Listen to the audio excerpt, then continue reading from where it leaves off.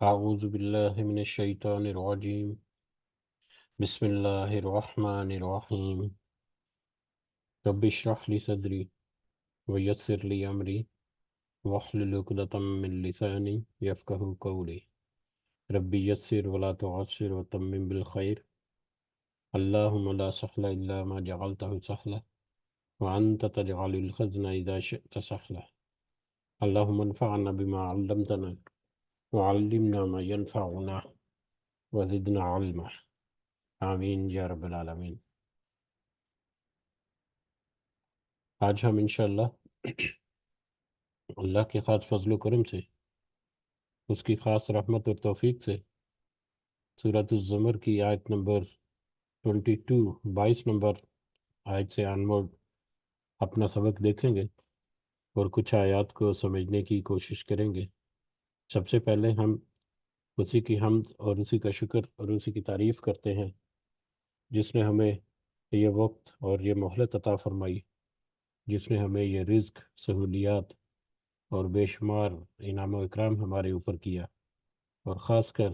جس نے ہمارے دلوں میں یہ ڈالا کہ ہم اس بابرکت کلام کو سمجھنے کی کوشش کریں۔ اللہ تعالیٰ سے دعا ہے کہ اس کوشش میں ہمیں استقامت نصیب فرمائے، اس کے ذریعے سے اللہ تعالیٰ ہمیں اپنی اور اپنے ساتھیوں کی اصلاح کرنے کی توفیق عطا فرمائے، اور دنیا کے ساتھ ساتھ اللہ تعالیٰ ہمارے لیے آخرت کی کامیابی اور آخرت کی بھلائی اور اپنا خاص فضل و کرم دنیا اور آخرت میں ہمارے شامل حال رکھے۔ آمین یا رب العالمین۔ اس سے پہلے ہم نے پچھلی مجلس میں جو سبق دیکھا تھا اس کو ایک دفعہ دہراتے ہیں، اس کا ترجمہ، اس کا مفہوم۔ آیت نمبر 8 سے لے کر آیت نمبر 21 تک، جس میں اللہ تعالیٰ نے فرمایا، اور انسان کو جب کبھی کوئی تکلیف پہنچتی ہے تو وہ خوب رجوع ہو کر اپنے رب کو پکارتا ہے، پھر جب اللہ تعالیٰ اسے اپنے پاس سے نعمت عطا فرما دیتا ہے تو وہ اس سے پہلے جو دعا کرتا تھا اسے بالکل بھول جاتا ہے اور اللہ تعالیٰ کے شریک مقرر کرنے لگتا ہے، جس سے اوروں کو بھی اس کی راہ سے بہکائے۔ آپ کہہ دیجئے کہ اپنے کفر کا فائدہ کچھ دن اور اٹھا لو، آخر تو دوزخیوں میں ہی ہونے والا ہے، آخر تو دوزخیوں میں ہی ہونے والا ہے۔ بھلا جو شخص راتوں کے اوقات سجدے اور قیام کی حالت میں عبادت میں گزارتا ہے، آخرت سے ڈرتا ہو وہ اور اپنے رب کی امید رکھتا ہو، اور جو اس کے برعکس ہو، کیا وہ برابر ہو سکتے ہیں؟ بتاؤ تو علم والے اور بے علم کیا برابر ہو سکتے ہیں؟ یقیناً نصیحت وہی حاصل کرتے ہیں جو عقل مند ہوں۔ کہہ دو اے میرے ایمان والے بندو، اپنے رب سے ڈرتے رہو، اور جو اس دنیا میں نیکی کرتے ہو ان کے لیے نیک بدلہ ہے، اور اللہ تعالیٰ کی زمین بہت کشادہ ہے، صبر کرنے والوں ہی کو ان کا پورا پورا اور بے شمار اجر دیا جاتا ہے۔ اب کہہ دیجئے کہ مجھے حکم دیا گیا ہے کہ اللہ تعالیٰ کی اس طرح عبادت کروں کہ اسی کے لیے خالص عبادت کر لوں، اور مجھے حکم دیا گیا ہے کہ میں سب سے پہلے فرما بردار بن جاؤں۔ کہہ دیجئے کہ مجھے تو اپنے رب کی نافرمانی کرتے ہوئے بڑے دن کے عذاب کا خوف لگتا ہے۔ کہہ دیجئے کہ میں تو خالص کر کے صرف اپنے ہی رب کی عبادت کرتا ہوں، تم اس کے سوا جس کی چاہو عبادت کرتے رہو۔ کہہ دیجئے کہ حقیقی زیاں کار یا حقیقی خسارے میں تو وہ ہیں جو اپنے آپ کو اور اپنے اہل کو قیامت کے دن کے نقصان میں ڈال دیں گے، قیامت کے دن نقصان میں ڈال دیں گے۔ یاد رکھو کہ یہ کھلم کھلا نقصان ہے۔ انہیں اوپر سے آگ کے شعلے مثل سائبان یا سائے کے ہوں گے، ڈھانک رہے ہوں گے۔ یہی عذاب ہے جن سے اللہ تعالیٰ اپنے بندوں کو ڈرا رہا ہے۔ اے میرے بندو، پس مجھ سے ڈرتے رہو۔ اور جن لوگوں نے طاغوت کی عبادت سے پرہیز کیا اور ہمتاً اللہ تعالیٰ کی طرف متوجہ رہے، وہ خوشخبری کے مستحق ہیں۔ میرے بندوں کو خوشخبری سنا دیجیے، جو بات کو کان لگا کر سنتے ہیں، پھر جو بہترین بات ہو اس کے اتباع کرتے ہیں۔ یہی ہیں جنہیں اللہ تعالیٰ نے ہدایت کی اور یہی عقل مند ہیں۔ بھلا جس شخص پر عذاب کی بات ثابت ہو چکی ہے تو کیا آپ اسے دوزخ میں سے چھڑا سکتے ہیں؟ ہاں، وہ لوگ جو اپنے رب سے ڈرتے رہے، ان کے لیے بالا خانے ہیں جن کے اوپر بنے بنائے بالا خانے ہیں، اور ان کے نیچے نہریں بہہ رہی ہیں۔ رب کا وعدہ ہے اور رب وعدہ خلافی نہیں کرتا۔ کیا آپ نے نہیں دیکھا کہ اللہ تعالیٰ آسمان سے پانی اتارتا ہے اور اسے زمین کی سوتوں میں پہنچاتا ہے، پھر اسی کے ذریعے سے مختلف قسم کی کھیتیاں اگاتا ہے، پھر وہ خشک ہو جاتی ہیں اور آپ انہیں زرد رنگ دیکھتے ہیں، پھر انہیں ریزہ ریزہ کر دیتا ہے۔ اس میں عقل مندوں کے لیے بہت زیادہ نصیحت ہے۔ یہ ہمارا پچھلا سبق جو ہے اس کا مفہوم تھا، جس میں حسب موضوع جو ہے مشرکین اور مومنین، یا وہ لوگ جو اللہ کی ہدایت کا انکار کرتے ہیں اور اس کے اوپر جو اعتقاد رکھتے ہیں اور نیک عمل بھی کرتے ہیں، ان دونوں کے بارے میں مختلف آیات، اور خاص کر مشرکین کو تنبیہ و وارننگ کہ کس طرح سے ان کے ساتھ معاملات ہو سکتے ہیں اگر وہ اپنی اصلاح نہ کریں۔ بڑھتے ہیں آج کے اگلے سبق کی طرف، آیت نمبر 22 سے۔ اب ہم نے دیکھا پچھلی آیات میں، یا پچھلے جو ہم نے 2-3 سبق دیکھے تھے، اس میں ایک دو باتیں جو ہیں وہ ہمارے اوپر تھوڑی سی مزید واضح ہوئی تھی کہ عقل والے کون ہیں۔ عقل والے وہ ہیں جو جب کوئی ان کے پاس بات پہنچتی ہے تو اس کے اوپر غور و فکر کرتے ہیں، اور غور و فکر کر کے اس میں سے جو اچھی بات ہے اس کی وہ اتباع کرتے ہیں، اس کو وہ اپناتے ہیں اور اس کے مطابق اپنی اصلاح کرتے ہیں۔ اور یہی لوگ جو عقل والے ہیں، یہی در حقیقت علم والے ہیں کہ جب ان کو علم ہوا، معلوم ہوا کسی چیز کا، تو اس کے مطابق انہوں نے اس علم سے فائدہ حاصل کیا، اور جو اس علم سے فائدہ حاصل نہیں کرتے وہ در حقیقت جاہل ہیں۔ اس کے لیے پڑھا لکھا ہونا اور اس کے لیے بڑا باشعور ہونا وہ معنی نہیں رکھتا، بلکہ اس علم سے فائدہ اپنی شخصیت کے لیے، اپنے آئندہ آنے والے کل کے لیے، دوسری خلق خدا کے لیے اس کا فائدہ جو ہے اس کو مختص کرنا، اور اس کو ابھارنا، اور اس کے مطابق مطلب خود بھی فائدہ حاصل کرنا اور دوسروں کو بھی اس فائدے کی طرف راغب کرنا، یہ در حقیقت علم والے ہیں، یا یہی وہ لوگ ہیں جو عالم کہلانے کے مستحق ہیں۔ ادروائز ڈاکٹر کی ہم نے مثال دی تھی کہ جو کہ ایک ہیلتھ پریکٹیشنر ہوتا ہے، صحت کے بنیادی اصولوں کے اوپر بہت زیادہ اس کو عبور، بہت زیادہ علم ہوتا ہے، لیکن اگر وہ اس سارے علم کے باوجود اپنی صحت اور اپنے جو مطلب اس کی جو طبیعت ہے اس کو اگر وہ اچھا نہیں رکھتا، اور اس کے مطابق وہ باقی صحت کیسی ہے، اچھی ہے، بری ہے، اللہ تعالیٰ کی طرف سے بھی کچھ آزمائش ہوتی ہے، لیکن اپنی سی کوشش اپنے علم کے مطابق اگر نہیں کرتا تو وہ در حقیقت اس علم کا اسے کوئی فائدہ نہیں۔ تو یہی بات جو ہے ہمیں اپنے ذہن نشین رکھنی ہے، اور اسی بات کو پس منظر میں رکھتے ہوئے ہم اگلی آیات جو ہیں وہ بھی پڑھیں گے کہ اس میں مزید کیا نکھار ہمیں ملتا ہے اس علم اور اس عقل کی بدولت جو کہ ہم نے پچھلی آیات میں دیکھی تھی۔ شروع کرتے ہیں آج کا سبق، آیت نمبر 22۔ اعوذ باللہ من الشیطان الرجیم۔ افمن شرح اللہ صدرہ، کیا بھلا وہ شخص جس کا کھول دیا سینہ، کہ کھول دیا سینہ اللہ نے۔ اب یہ ایک تقابلی جائزہ ہے جس میں ایک جو چھپا ہوا جو ایک کمپیریزن ہے دو اشخاص کے درمیان، وہ ہے کہ ایک شخص کا تو اس میں ذکر ہو رہا ہے کہ یہ شخص جو ہے اس کا ذکر ہو رہا ہے، اور اس کے اپوزٹ دوسرا ایک شخص جو ہے، کیا وہ دونوں برابر ہو سکتے ہیں؟ تو کیا افمن شرح اللہ صدرہ، کہ کیا وہ شخص جس کا دل، یا جس کا سینہ کھول دیا اللہ نے للاسلام، اسلام کے لیے، یعنی جس کا سینہ یا جس کا دل جو ہے اللہ نے اسلام کے لیے، نصیحت کو اخذ کرنے کے لیے، اس کو قبول کر کے اس کے مطابق اپنی اصلاح کرنے کے لیے کھول دیا، جس نے وہ کان وہ نصیحت جو اس کے کانوں میں پڑھ کر اس کے دل تک پہنچی، اس کا سینہ جس کا اللہ تعالیٰ نے کھول دیا، فَهُوَ عَلَى نُورٍ مِّن رَبِّهِ،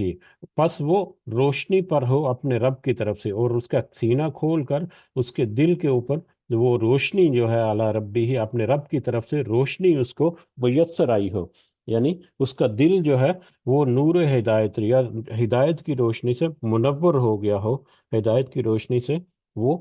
مطلب روشن ہو گیا ہو۔ یہ آیت یا آیت کا یہ حصہ جو ہے ہمیں آیت نور کی طرف اشارہ کرتا ہے، سورہ نور کی آیت نمبر 35، جس میں اللہ تعالیٰ نے مومن کے دل کو وہاں پر ذکر کیا بڑی ہی تفصیل کے ساتھ۔ بہت لمبی تفصیل ہے، اس کو دوبارہ تفصیل پوری تو نہیں ہم یہاں پر ذکر کر سکتے، لیکن یاد دہانی کے لیے کہ کس طرح سے ایک دیا جو ہے جس کو پروٹیکٹ کیا گیا ہے ایک بڑے صاف شفاف شیشے کے اندر، اور اس دیے کے میں جو تیل جلتا ہے وہ بابرکت زیتون کا تیل، جو شرقی اور غربی بھی نہیں، شرقی بھی نہیں، تو کس طرح سے اس میں جو نور ہے اس دل کے اندر، اور پھر نور علی نور، کہ نور کے اوپر نور ہدایت اور روشنی جو اس کے اوپر آتی ہے، پھر وہ ریفلیکٹ بھی ہوتی ہے، دوسروں کو بھی اس کا وہ اثر دکھاتی ہے وہ روشنی، تو وہ اس کی طرف ہمیں یاد دہانی کرتی ہے یہ آیت۔ اور یہاں پر اللہ تعالیٰ کہہ رہے ہیں کہ واپس کیا وہ شخص جس کا سینہ اللہ تعالیٰ نے اس ہدایت کو قبول کرنے کے لیے کھول دیا ہو، اور اس کے دل کے اوپر پھر اس کی ہدایت کی روشنی جو ہے وہ اس کا دل اس روشنی سے منور ہو چکا ہو، تو کیا ایسا شخص اس شخص کے برابر ہو سکتا ہے کہ جس کا دل جو ہے وہ ظلمت اور اندھیرے اور تاریکی میں ڈوبا ہوا ہو؟ تو یقیناً یہ برابر، دونوں شخص جو ہیں برابر نہیں ہو سکتے۔ تو یہ اللہ تعالیٰ کی خاص رحمت اور بڑی ہی خاص نعمتوں میں سے بڑے فضل و کرم میں سے ایک فضل و کرم اور ایک نعمت یہ ہے کہ ایک انسان کا دل اللہ تعالیٰ ہدایت کو قبول کرنے کے لیے کھول دے، کہ اکثر لوگ جو ہیں وہ تو باتیں جو ہیں وہ ان تک پہنچتی ہیں، لیکن ان کے سینے جو ہیں وہ تنگ ہوتے ہیں، یا سینے ان کے پتھر کے ہو چکے ہوتے ہیں، جیسا کہ ابھی اس آیت کے اگلے حصے میں فویل للقاسیتی، پس ہلاکت ہے ان کے لیے کہ سخت ہیں ایسے وہ لوگ، ایسے لوگوں کے لیے ہلاکت ہے جو سخت ہیں، کہ سخت ہیں قلوبہم ان کے دل، من ذکر اللہ اللہ کے ذکر سے، وہ لوگ جن کے دل اللہ کے ذکر کے سے سخت ہیں، ان کے لیے ہلاکت ہے، ان کے لیے بربادی ہے، ان کے لیے ویل ہے۔ اور یہاں پر قاسیہ سختی کا لفظ آیا ہے، سختی، سینہ کھول دینا جو ہے، شرح اللہ صدرہ، سینہ اللہ تعالیٰ نے کھول دیا، سینہ کھول دینا، اور اس کا جو اپوزٹ ہو سکتا ہے وہ سینے کا تنگ کر دینا، سینہ کھول دینا اور سینہ تنگ ہو جانا جو ہے، اس میں بھی تھوڑی بہت نرمی جو ہم ملتی ہے، کہ ہو سکتا ہے کوئی چیز اس میں نفوذ کر جائے یا سرایت کر جائے، لیکن جہاں پر قاسیہ سخت، پتھر کی طرح سخت، کہ پتھر کے اوپر جتنا مرضی وہ پانی پڑتا رہے اور جتنا مرضی اس کے اوپر اثر کرتا رہے، پتھر کے اندر کوئی چیز جو ہے وہ سرایت نہیں کرتی، اس کی جلد یا اس کی باہر کی پرت جو ہے اس کے اوپر سے ہی وہ گزر جاتی ہے۔ تو اس طرح سے جن کے دل جو ہے اس طرح سے سخت ہو چکے ہیں، ان کے لیے تو بربادی جو ہے وہ طے شدہ ہے۔ وقتی طور پر اگر کسی کا سینہ جو ہے وہ تنگ ہے، لیکن بعد میں اللہ تعالیٰ اس کو کھول دے، اس کے مہلت کے اندر اندر، اور اس کو پھر ہدایت کی طرف لے آئے، یا وہ اس ہدایت کو قبول کر لے، تو وہ تو اس کیٹیگری سے نکل جائے گا۔ لیکن جس نے اپنی مہلت کے درمیان اپنے دلوں کو ایسا رکھا کہ وہ ان کی مہلت ختم ہونے پر انہوں نے ہدایت قبول نہیں، تو در حقیقت ان کے دل جو ہے وہ پتھر کی طرح سخت تھے، جنہوں نے کسی بھی صورت اللہ کے ذکر، اللہ کی نصیحت، اللہ کا جو کلام ہے اس کا اثر جو ہے وہ قبول نہیں کیا، بلکہ اس کو باہر باہر سے ہی بس ڈائیورٹ کرتے رہے، باہر باہر سے اس کو پرے کرتے رہے، تو ایسے لوگوں کے لیے ہلاکت ہے۔ اولئک، یہی وہ لوگ ہیں، اور یہی جو لوگ جن کے اوپر ہلاکت ہیں، یا جنہوں نے اپنے دلوں کو اس قدر سخت کر لیا ہے کہ اس کے اندر کسی بات کو آنے کی اجازت نہیں دیتے، کسی بات کو اس کے اندر پنپنے نہیں دیتے، ہدایت کی بات کو۔ اولئک فی ضلال مبین، یہی وہ لوگ ہیں جو واضح گمراہی ہیں، یا ان کے اوپر گمراہی جو ہے واضح ہے، یہی وہ لوگ ہیں جنہوں نے واضح گمراہی کے راستے کو اپنے لیے چنا ہوا ہے۔ اللہ نزل احسن، اللہ نے نازل کی ہے بہترین الحدیث کی بات، کتاباً، اس کتاب یعنی یہ کتاب، اللہ نے بہترین کتاب، بات جو ہے وہ کتاب کی شکل میں، اس کتاب یعنی قرآن مجید کی شکل میں نازل کر دی ہے۔ حدیث جو ہے وہ حدث، ایک نئی چیز یا نئی بات یا نیا پہلو یا نیا انداز، نئی بات جو ہے اس کے بارے میں آتا ہے۔ اور کتاباً، یہ کتاب یعنی قرآن مجید کے بارے میں، کہ اللہ نے تو یہ کتاب جو ہے، یہ حدیث جو ہے، یہ بات جو ہے بہترین کتاب کی شکل میں نازل کی ہے۔ اب یہاں پر وہی عقل اور مطلب عقل رکھنے والے اور علم رکھنے والے جو ہیں ان کا بھی یہاں پر، اس سے پچھلی آیت میں بھی اور یہاں پر بھی، متشابہن جس کی آیات باہم ملتی جلتی ہیں، مثانیہ اور بار بار دہرائی جانے والی ہیں۔ یہ کتاب جو ہے یہ بہترین کتاب، اس کے بہت سارے پہلو، بہت سارے اس کے اس کے فائدے، یا بہت ساری اس کی فضیلت، یا بہت سارے اس کے بارے میں جو اس کی اچھائیاں جو ہے، اس کی تعریفیں جو ہیں وہ تو بہت ساری ہیں، لیکن ان میں سے دو کا یہاں پر اللہ تعالیٰ نے ذکر کیا، ایک ہے متشابہن اور ایک ہے مثانیہ۔ متشابہن جس کی آیات باہم ملتی جلتی ہیں، ایک تو ملتی جلتی ہونے کا مطلب یہ ہے کہ یہ قرآن جو ہے اس سے پہلی جو کتابیں ہیں ان سے تقریباً ملتا جلتا ہے بہت سارے معاملات کے، توحید کے معاملات میں بالکل ملتا جلتا ہے۔ جس طرح سے پچھلی کتابوں میں نصیحت اور تنبیہ جو ہے، وارننگ جو ہے، ڈرانا اور نصیحت دینا وہ تھا، اسی طرح سے اس کتاب میں ہی ہے۔ پچھلی کتابوں میں بھی آئندہ آنے والے حالات و واقعات اور پچھلے قوموں کے واقعات ہیں اس کتاب میں، تو بہرحال موضوعات کے اعتبار سے پچھلی کتابوں کے مطابق یہ ملتے جلتے ہیں۔ یا دوسری اس کی آیات باہم ملتی جلتی ہیں کہ مختلف مواقع پر ایک ہی طرح کی آیات مختلف انداز سے یہاں پر ملتی ہیں، ایک ہی طرح کی آیات جو ہیں وہ بار بار دہرائی جاتی ہیں، یا ایک ہی طرح مختلف واقعات کو بار بار جو ہے ریپیٹ کیا جاتا ہے، یا مختلف واقعات کو مطلب لیول بائی لیول جو ہے وہ مطلب بیان کیا جاتا ہے۔ ایک جگہ پر تھوڑا سا واقعہ جو ہے اس ایک واقعے کا ایک حصہ ذکر ہوا، دوسرے مقام پر اس واقعے کا ایک دوسرا حصہ جو ہے وہ ذکر ہوا، اور اس طرح سے کہ وہ دونوں آپس میں متصادم نہیں ہوتے، بلکہ ایک دوسرے کے ساتھ وہ ملتے جلتے ہیں اور ایک دوسرے کو وہ سپورٹ کرتے ہیں، ان میں کوئی کجی اور اس میں کوئی فرق نہیں ہے، وہ نہیں ملتا۔ تو بہت سارے ایسے معاملات جیسے کہ حضرت یونس کے بارے میں ہم نے دیکھا کہ ایک جگہ پر ایک واقعہ جو ہے تھوڑا سا ذکر ہوا ان کی قوم کے بارے میں، کس طرح سے دوسری جگہ پر مچھلی کے پیٹ میں کیسے گئے اس کا وہ تذکرہ ہوا۔ حضرت ابراہیم کا مختلف مقامات پر مختلف انداز میں جو واقعہ ذکر ہوا، جب اس کو کمبائن کر کے اسٹڈی کی جاتی ہے، پڑھا جاتا ہے، تو وہ واقعہ جو ہے وہ مکمل ہوتا ہے۔ اس کی خوبصورتی جو ہے وہ ہم اسی آیت کے اگلے مثانیہ میں دیکھتے ہیں۔ تو بہرحال یہ آیات جو ہیں مختلف انداز سے وہ ایک دوسرے سے ملتی ہوئی ایک ہی طرح کا واقعہ جو ہے وہ مطلب مختلف مقامات پر جو ذکر ہوتا ہے، جن کا آپس میں کوئی کنٹراسٹ نہیں بلکہ وہ ایک دوسرے کے سپورٹنگ ہوتے ہیں۔ تو یہ ایک کتاب کی ایک خوبصورتی یہ ہے، اور دوسری خوبصورتی مثانیہ جو کہ بار بار دہرائی جانے والی ہے۔ ایک تو یہ ہے کہ یہ کتاب کا بار بار پڑھا جانا، تلاوت کرنا، ہم دیکھتے ہیں کہ یہ کتاب جو ہے اس وقت دنیا کی سب سے زیادہ پڑھی جانے والی، یاد کی جانے والی، سب سے زیادہ تلاوت کی جانے والی کتاب جو ہے وہ یہی ہے۔ اس کے علاوہ اس کی آیات جو ہیں وہ بھی اگر دیکھیں تو بار بار دہرائی جاتی ہیں، مطلب ایک ہی واقعہ جو ہے وہ بار بار جو ہے وہ آتا ہے، وہ اس کی طرف اشارہ کر دیا جاتا ہے بہت دفعہ، جیسے کہ اسی آج کے سبق میں اگر ہم اس آیت تک پہنچے، نہیں تو کل انشاءاللہ وہ آیت ہمارے سامنے آئے گی کہ جس میں اللہ تعالیٰ نے پچھلی قوموں کی طرف اشارہ کیا کہ پچھلی قومیں جو ہیں وہ اسی وجہ سے تباہ ہوئیں کہ انہوں نے نافرمانی کی اور ناشکری کی اور اللہ کی نصیحت کو قبول کرنے سے انکار کر دیا۔ تو صرف ایک آیت یا ایک جملہ جو ہے اس میں ہمیں بہت سارے پچھلے واقعات جو ہیں جو ہم نے پڑھے ہیں، قوم لوط کا، قوم عاد اور سمود کا، حضرت ابراہیم علیہ السلام کے، قوم فرعون کا، قوم شعیب کا، مطلب بہت سارے واقعات جو ہم نے پڑھے وہ سب کی طرف یاد دہانی ہماری کراتی ہے بار بار۔ اور یہ ایسی خوبصورت اس کی اس کا اسلوب ہے، یا ایسی خوبصورت اس کی دو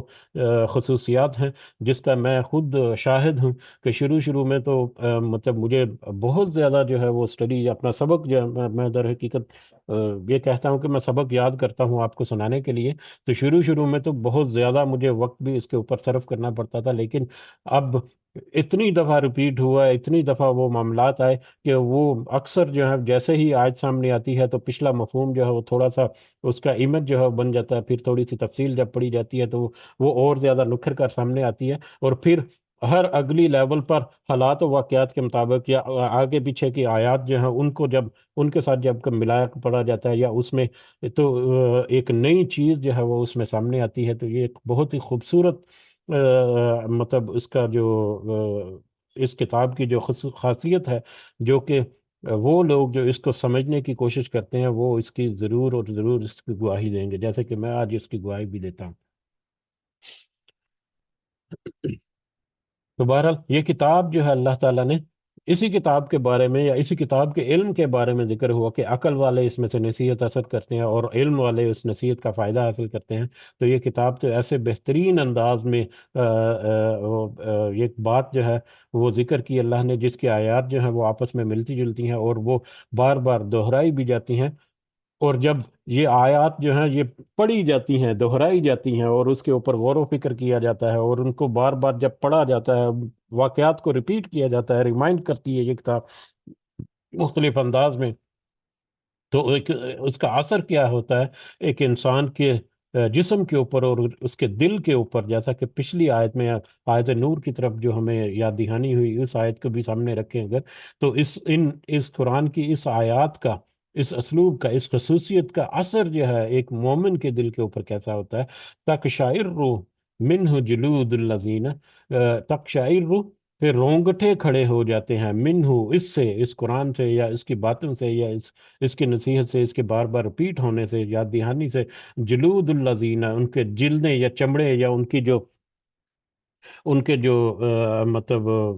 جلد ہے انسانوں کے، ان لوگوں کے، الذین یخشون ربہم، جن کے جو ڈرتے ہیں اپنے رب سے، وہ لوگ جو اس کو سمجھتے ہیں، اس کو تلاوت کرتے ہیں، اس کو یاد دہانی کے طور پر اس کو سمجھنے کی کوشش کرتے ہیں، ان کے دلوں کے اوپر ایسا اثر، ان کے اوپر ایسا اثر آتا ہے کہ ان کے جسم کے رونگٹے کھڑے ہو جاتے ہیں اپنے رب کے خوف سے، یعنی وہ اتھا گہرائیوں میں جا کر ان آیات کو سمجھ رہے ہوتے ہیں، اس کی پوری لاجیکل انڈرسٹینڈنگ جو ہے ان کے دلوں میں ڈیولپ ہوتی ہے، وہ تقابلی جائزہ کرتے ہیں، ماحول میں ارد گرد کیا ہو جاتا ہے، اور جب ان کی نظر جو ہے وہ اپنے گریبان میں جاتی ہے، اپنے اپنے اپنے اپنے کردار اور اپنے رویے کے اوپر آتی ہے، تو جیسا بھی بڑا، جس بھی بڑا مطلب تقوی کے لیول پر ہو، اس میں اپنی خامیاں یا اس میں اپنی کمزوریاں یا اس میں اپنی کچھ نہ کچھ ایسی باتیں نظر آتی ہیں جس کی وجہ سے وہ اللہ کے ڈر سے، اللہ کے خوف سے جو ہے ان کے رونگٹے جو ہیں ان کے جسم کے وہ کھڑے ہو جاتے ہیں۔ یہ وہی اللہ کا خوف اور اللہ کی امید جو ہے اس کی طرف اشارہ ہے کہ اللہ کا خوف کہ کہیں اللہ تعالیٰ پکڑ نہ لے کہ اس طرح وہ، اس قدر وہ غالب اور اس قدر قدرت والا اور اس قدر وہ مطلب سخت بھی ہے کچھ انداز میں، پھر وہ رحمت کی امید بھی ساتھ لگی ہوئی ہے کہ اللہ تعالیٰ ضرور معاف بھی کر دے گا کہ میں نے یہ عمل ایسے کیا۔ تو وہ لوگ جو ہیں جو اس قرآن کو صحیح معنوں میں سمجھ کر پڑھتے ہیں، بار بار اس کی آیات کو یاد دہانی جب آتی ہے تو ان کے جسم کے رونگٹے جو ہیں وہ کھڑے ہو جاتے ہیں اپنے رب کے خوف سے، اور پھر اس کا مزید کیا اثر ہوتا ہے، ثم تلین، پھر نرم ہو جاتے ہیں، جلودہم، ان کی جلدیں یا ان کا بدن یا ان کا جسم جو ہے وہ نرم پڑ جاتے ہیں، وقلوبہم، اور ان کے دل بھی، الی ذکر اللہ، اللہ کے ذکر کی طرف، ان کے دل اور ان کے جسم جو ہے وہ اللہ کے ذکر کی طرف نرم پڑ جاتے ہیں، یعنی اور زیادہ نرم ہو جاتے ہیں جس بھی لیول پر تھے وہ پہلے اپنے ایمان کے، اپنی روحانی اعتبار سے، لیکن جب وہ آیات ان کے اوپر اثر کرتی ہیں یا جب وہ آیات کو پڑھتے ہیں، ان کا اثر لیتے ہیں، اس کا مفہوم سمجھتے ہیں، تو وہ اور زیادہ نرم ہو جاتے ہیں، اور زیادہ گزاز ہو جاتے ہیں ان کے دل اور ان کے جسم۔ یہاں پر ظاہری اعتبار سے تو جسم اور دل جو ہے وہ ذکر کیا گیا ہے، اکثر ترجمے بھی ایسے ہیں، لیکن مجھے جو یہاں پر دونوں الفاظ کو ایک ساتھ پڑھ کے لگتا ہے کہ جلودہم جو ہے، جلد جو ہے وہ ایک جسم کا ظاہری حصہ ہے جو ظاہر نظر آتا ہے، اور قلب جو ہے وہ اب جسم ایک انسان کے دل کی اندرونی کیفیت جو ہے اس کو اکثر جو ہے وہ قلب یا دل کے ساتھ بھی مطلب کمپیئر کیا مطلب سمجھا جاتا ہے، تو اس سے ایک یہ بھی اشارہ ہمیں ملتا ہے کہ ان کا ظاہر اور باطن دونوں اللہ کے ذکر کے لیے نرم ہو جاتے ہیں، یعنی ان کا ظاہری کردار، ان کا ظاہری رویہ، ان کے ظاہری اٹھنا بیٹھنا اور دوسروں کے ساتھ بات چیت اور گفت و شنید اور دوسرے جتنے بھی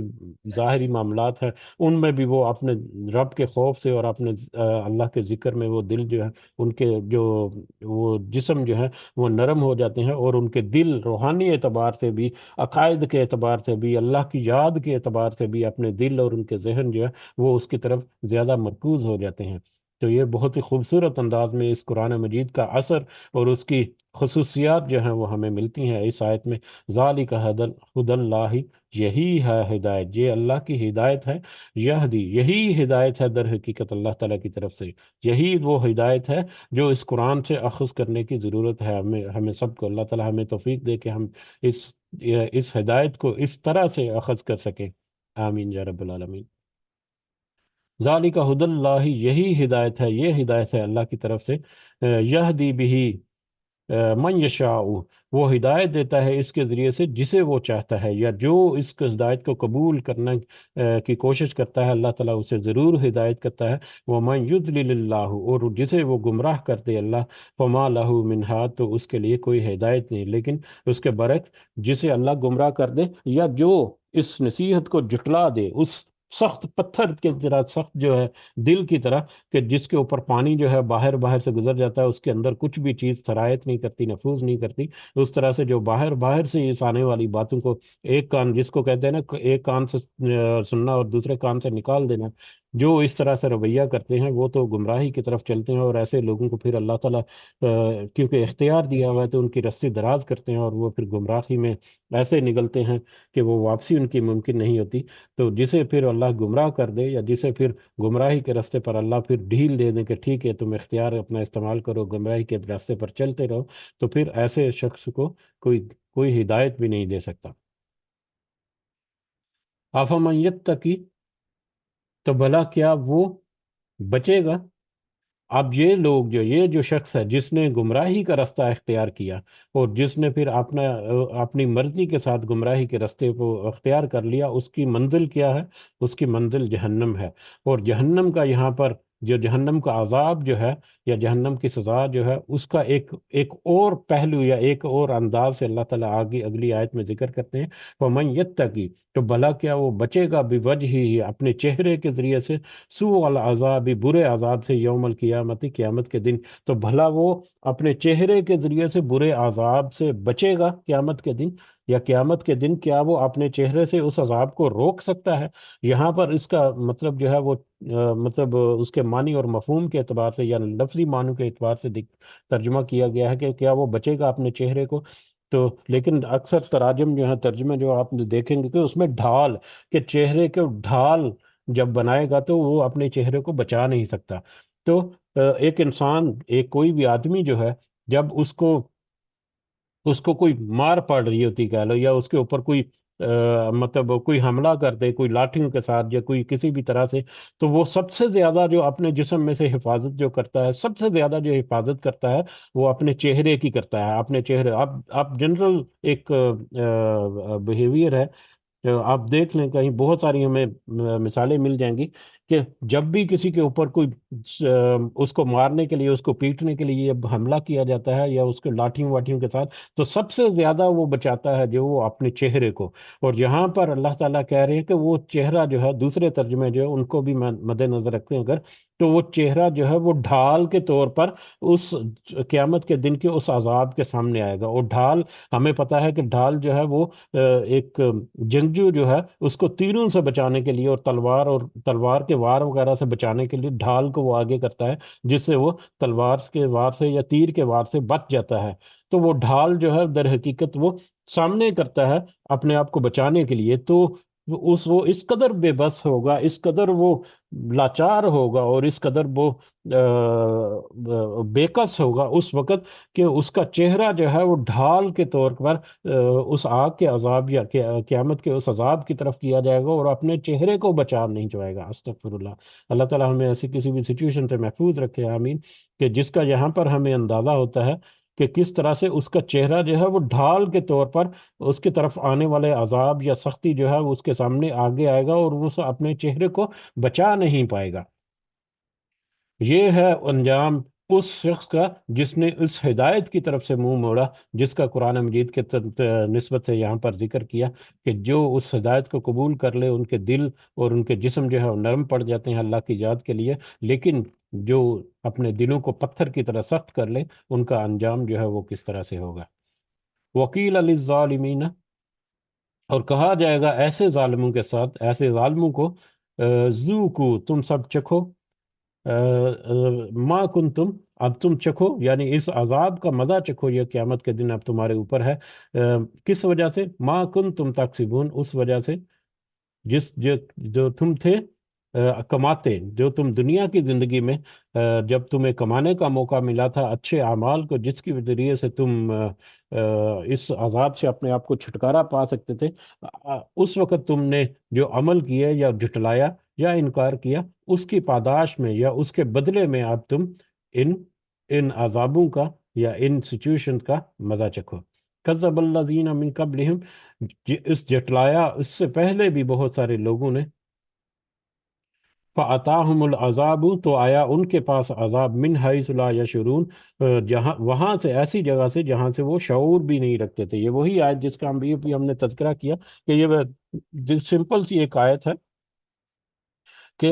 इससे पिछली कौमें जो हैं उनमें से भी बहुत सारे लोगों ने जिन्होंने जुटलाया, उनकी तरफ ऐसी जगह से अजाब आदम का कि जिसका वो कोई वहम गुमान भी नहीं करते थे। तो अब इस आयत को हम जब पढ़ेंगे तो हमारे जहन में ऑटोमेटिकली बहुत सारे वो वाकयात जो हैं वो जहन में आ जाएंगे, जिसमें अल्लाह ताला ने उन कौमों को अजाब से दो चार किया, उनकी उनकी जिद हर डरमे और नसीहत से इनकारी की होने की वजह से।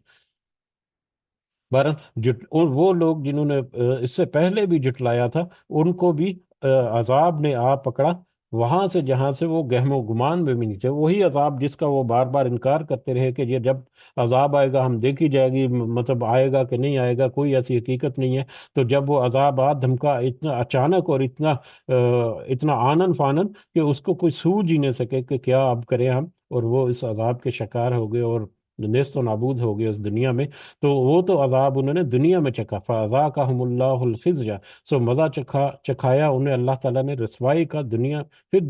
फिल हयात दुनिया, दुनियावी ज़िंदगी में, यानी दुनिया की ज़िंदगी में भी अल्लाह ताला ने उनको रसवाई का मज़ा चखाया। वला अज़ाबुल आखिरती, और यकीनन आखिरत का अज़ाब अकबर, बड़ा है। ये तो दुनिया का अजाब था जो उनके ऊपर, जिसका अल्लाह ताला ने जिक्र किया मुख्तलिफ अंदाज में बहुत सारे वाक़यात में, वो तो दुनिया का अजाब था। जबकि आखिरत का अजाब जो है वो तो और ज़्यादा सख्त और ज़्यादा मुसलसल कायम रहने वाला है, जो कि उनके ऊपर मतलब कंफर्म हो चुका। लाओ कानू या आलमून, काश के वो सब जानते होते, काश के वो भी उसी तरह से इल्म रखने वाले होते या इल्म का फ़ायदा उठाने वाले होते, इल्म का फ़ायदा उठाते, जो बात उन तक पहुंचती है उसको उसके ऊपर गौर व फिक्र करते, तो फिर वो नसीहत अखज़ करके अपनी इस्लाह करते और उनमें से अच्छी बातों के ऊपर अमल दरामद करते। काश के वो लोग ऐसा करते ताकि वो इस दुनिया की रसवाई के अजाब से भी बच जाते और आखिरत का अजाब, दायमी अजाब जो है, मुसलसल जो अजाब है, ताकि वो उसके भी हकदार ना बनते। तो अल्लाह ताला से दुआ है कि अल्लाह ताला हमें उन लोगों में शामिल फरमाए जिनके बारे में अभी हमने आयत में पढ़ा कि उनके दिल जो हैं और उनके जिस्म जो है अल्लाह के ज़िक्र के लिए नरम हो जाते हैं। और अल्लाह ताला हमें ऐसे किसी भी गुरोह से महफूज रखे, ऐसी किसी भी मुशक्क़त और ऐसी किसी भी सज़ा से अल्लाह ताला हमें महफूज रखे जिसका तज़किरा हमने इन आयत में पढ़ा। आमीन या रब्बल आलमीन। वमा अलैना इल्लल बलागुल मुबीन। जी, अगर कुछ इजाफा करना चाहें तो कर सकते हैं। जज़ाकुमुल्लाह खैरन कसीरा।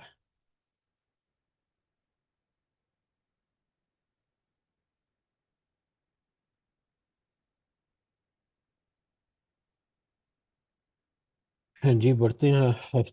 आज के सबक के अख्ताम की तरफ,